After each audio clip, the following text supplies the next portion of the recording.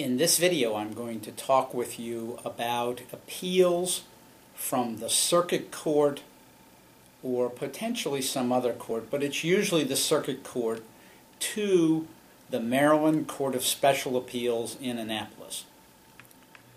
The most important thing to understand about these kinds of appeals is that there's no testimony given in the appellate court. Everything is done based upon written briefs outlining the errors made by the judge and the defense to those errors, if any, and then oral argument before typically a three-judge panel, and that oral argument is typically about a half an hour in length.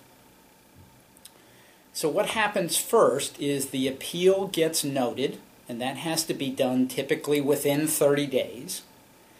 And then you order a transcript of any kind of testimony or trial proceeding. And eventually that transcript and all of the other papers in the case, collectively called the record, are delivered to the Court of Special Appeals. And then the person bringing the appeal, called the appellant, has 45 days to submit the written brief and another document, or sometimes it's part of the brief, another document called the record extract, which is the important papers and usually the transcript from the case. After that's submitted, the other side, the appellee, has 30 days to submit their brief, and then in due course, typically somewhere between 3 and 6 months later, there is then oral argument before the three-judge panel, and that panel then typically takes the case under advisement. In other words, they don't decide that day, and they come out later with a written opinion. In a fast case, you might see a written opinion in 3 or 4 weeks. In a routine case, it's typically a matter of months, and it can be one heck of a lot longer.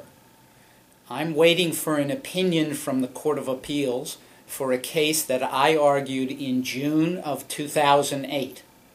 I'm recording this video on February 28, 2012, so we've got 3 more months to go and it'll be 4 years.